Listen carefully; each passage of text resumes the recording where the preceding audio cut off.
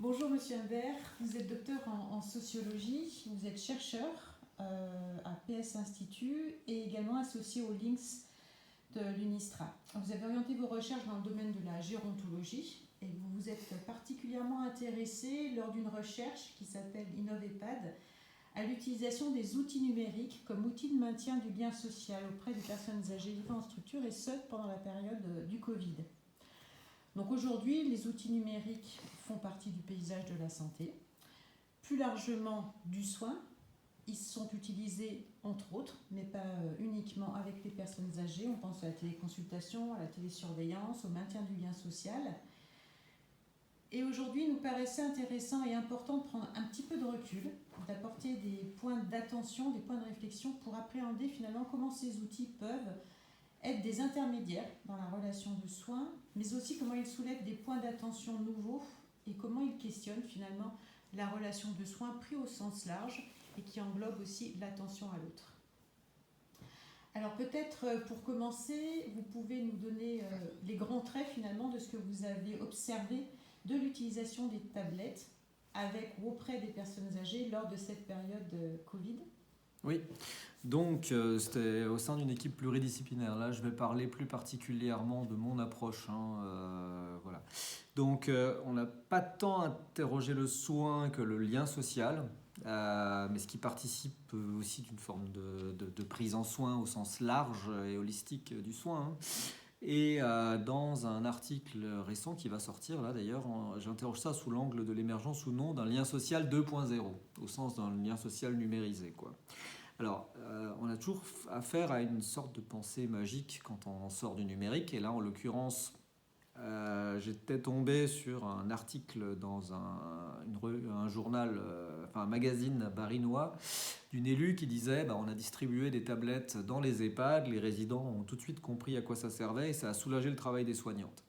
Donc pour moi, l'enjeu de nos travaux, c'était d'aller voir concrètement ce que ça avait produit. Alors pas au moment où ça a été utilisé, parce que pendant le Covid, on ne pouvait pas y entrer, mais a posteriori, en tout cas, on a interviewé les soignants, les proches, les personnes âgées quand c'était possible, quand elles avaient la capacité de répondre et qu'elles avaient survécu et qu'elles se souvenaient de ce qui s'était passé. Donc on est arrivé à peu près un an après le Covid.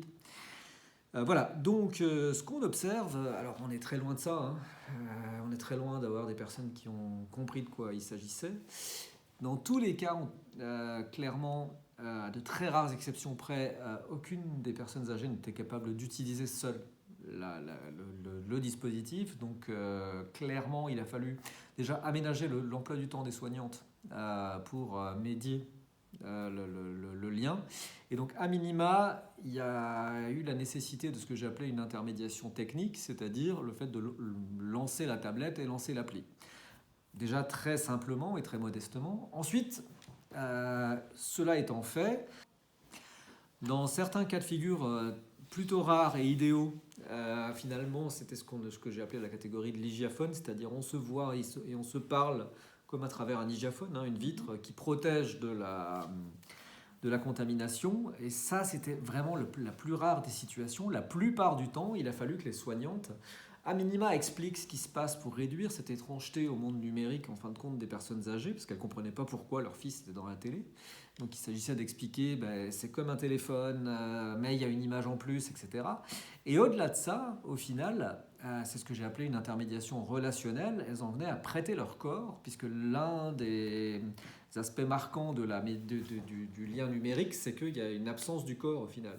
Et ça, c'était très dérangeant pour les personnes âgées, donc il a fallu leur tenir la main ou leur mettre la main sur l'épaule pour les rassurer, mais aussi attirer leur regard vers la caméra, puisqu'elles ne savaient pas où regarder. Dans certains cas de figure, j'ai un de mes collègues qui a interviewé des soignantes qui avaient fait des visios de fin de vie, où les proches demandaient de tenir la main aux mourants à ce moment-là. Donc dans tous les cas, on voit qu'il y a cette nécessité d'une double intermédiation, à minima technique, mais aussi relationnelle, pour rendre l'échange possible. Et après, un tact de la part des soignantes entre à la fois être suffisamment présente pour permettre la relation. Je vais mettre Je serre les mains pour montrer cette dimension-là, cette mise en lien là, qui passe par le toucher. Et à la fois suffisamment absente quand c'est possible pour favoriser une intimité intrafamiliale en fin de compte. Ce qui n'a pas toujours été possible. Plus les troubles cognitifs sont avancés, plus c'est complexe. Ce que je veux dire en tout cas, c'est que on voit clairement que toutes les personnes n'en ont pas compris l'intérêt et clairement ça n'a pas soulagé le travail des soignantes, ça a reconfiguré le tout. Voilà.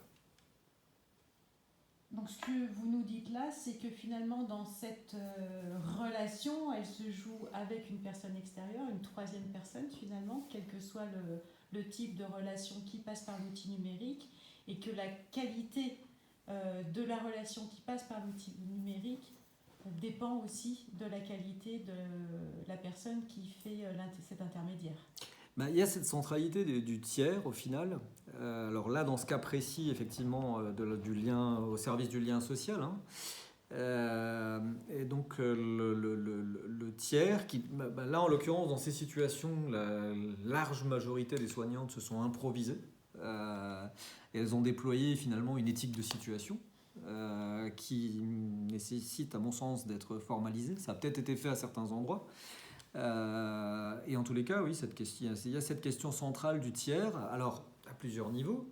Soit ce tiers peut être là dans la mise au numérique, dans l'accompagnement à l'autonomie, à l'usage d'un outil numérique, ce qu'on appelle l'inclusion numérique, quand les personnes le peuvent et surtout le veulent, parce que je pense qu'il faut absolument éviter de vouloir mettre à marche forcée les gens au numérique, puisque ça renvoie une forme d'injonction qui peut être mal vécue par les personnes, pour le dire simplement. Mais dans certains cas de figure, cette mise au numérique, ça peut aussi donner plus de pouvoir d'agir et garder des prises sur le monde. Voilà, pour certaines personnes âgées. Et ça change aussi l'image qu'on a d'elles. Ce n'est pas des exclus du monde, au contraire, elles sont dans le monde, elles participent de ce monde numérique. Mais il y a certains cas de figure, c'est vrai dans le grand âge, mais ça peut être aussi vrai par rapport à certaines situations de handicap chez les enfants ou les personnes adultes. Il y a des personnes qui ne veulent pas ou qui ne peuvent pas. Et là, la question qui se pose, c'est toujours celle du tiers. Et là, le tiers qui fait avec ou qui fait à la place d'eux. Hein. Et comment est-ce que ce tiers se positionne ? J'ai des collègues dans un numéro de revue qu'on a coordonné autour de la fabrique de l'inclusion numérique qui ont pointé le fait que la dématérialisation des services publics pouvait générer une mise en dépendance des personnes âgées, c'est-à-dire qu'auparavant elles faisaient leur déclaration d'impôt sur papier, maintenant que c'est numérisé elles ne le peuvent plus, donc elles perdent finalement quelque chose. Et en même temps, on a voulu nuancer ça avec les collègues aussi, en montrant, et j'ai rencontré ça aussi dans mes propres travaux sur le terrain, que dans certains cas de figure, cette mise en dépendance n'était pas toujours forcément mal vécue, ou en tout cas pas vécue comme telle. Je pense à une dame, en l'occurrence, qui me dit « Non, mais moi, le numérique, je voudrais bien, mais en même temps, c'est plus... » En fait, ça ne fait pas écho pour elle dans sa trajectoire de vie, tout simplement. Et elle me dit, moi, c'est mes filles qui s'en occupent, et puis comme ça, elles viennent, elles boivent le café. Et puis... Donc au final, le numérique devient un support. Et après, la question, c'est comment est-ce que sa parole est portée ? Là, en l'occurrence, elle dit quoi faire, et ses filles la portent. Donc en soi, d'un point de vue éthique, en tout cas, la parole reste centrale, hein, la parole de la personne âgée, là, pour le coup. Et donc cette question du tiers qui vient toujours, qui revient toujours hein, pour toutes ces personnes-là qui sont étrangères au numérique. Donc en résumé, soit pour mettre au numérique ou pour accompagner au numérique sans périphériser, c'est-à-dire sans mettre la personne à l'écart, sans mettre sa parole à l'écart. Et après, il y a un troisième niveau, un autre niveau de tiers, un peu plus méta, c'est ce qu'on a appelé le grand tiers. Il y avait un article dans ce même numéro de revue qu'on a coordonné qui a porté sur comment l'État chinois a lancé un programme de mise au numérique des personnes âgées, parce que pour circuler, il fallait un QR code. Et donc, c'est aussi un tiers quelque part, hein, c'est le gouvernement qui lance des programmes. Voilà. Est-ce que finalement, pour résumer, vous pouvez en conclusion nous donner quelques points d'attention importants liés à l'utilisation de l'outil numérique ? Oui, et je vais peut-être revenir justement sur l'outil numérique dans le soin ou au service de la santé. Il y a un enjeu à aller voir ce qui se passe concrètement à plusieurs niveaux. D'une part, dans l'idée d'une mise au numérique des personnes âgées, je l'ai un peu esquissé tout à l'heure, est-ce que ça fait écho dans leur parcours de vie, ou est-ce qu'au contraire ça les met à mal et ça les déstabilise ? Donc premier point, et de fait, si ça fait écho pour elle, quelque part ça peut être une manière de gagner du pouvoir à la fois sur le numérique, voire sur sa propre santé. Je pense à mon espace santé sur lequel je travaille aussi en ce moment, et en l'occurrence s'approprier mon espace santé pour s'approprier à la fois le numérique et la santé. Un autre point d'attention qui me paraît central, donc là je décale un peu la focale, je suis parti de la personne, mais là en l'occurrence des dispositifs qui visent à accompagner, attention à ne pas rentrer dans la pensée magique. Le numérique, c'est pas juste un passe-plat, c'est-à-dire que ça transforme potentiellement la relation. Et ça, il faut y faire attention. Si on reprend l'exemple que j'ai donné tout à l'heure du numérique, des visios pour le lien social en EHPAD, c'est de loin pas juste une fenêtre entre deux mondes en fait. C'est le cas dans certains cas de figure, et encore ça déforme toujours la réalité. Et dans tous les cas, à un moment, quand on met en place un outil numérique pour du suivi de télésoins par exemple, on ne se retrouve pas une interaction entre une soignante d'un côté et une personne âgée de l'autre. C'est une interaction entre une soignante et un dispositif numérique, et une personne âgée et un dispositif numérique de son côté. Voilà. Et il y a un enjeu à aller voir ce que ça produit chez l'une comme chez l'autre. Et en l'occurrence, on part souvent de scénarios préconçus, de scripts, et on observe qu'en situation, ça dévie parfois pour le meilleur, pas forcément toujours. Donc il y a vraiment un enjeu à ouvrir les boîtes noires au final du numérique tel qu'il est utilisé in situ, quoi. Et est-ce qu'il transmet le message tel quel, ou est-ce qu'il le déforme, et qu'est-ce que ça produit? Je pense qu'il y a un enjeu à ne pas jeter le bébé avec l'eau du bain.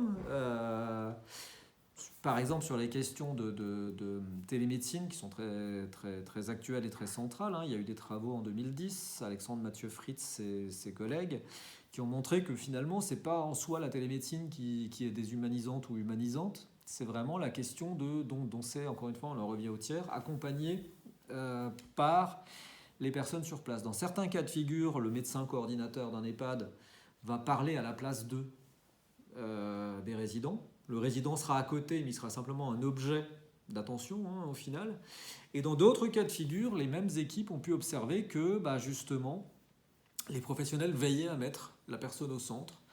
Et ça me semble un point d'attention central au niveau éthique, mais aussi, au niveau de l'éthique appliquée au numérique, mais aussi plus largement aux soins. Au final, c'est qu'est-ce qu'on fait de la parole des personnes soignées, qu'elles soient âgées ou pas d'ailleurs, pour le coup.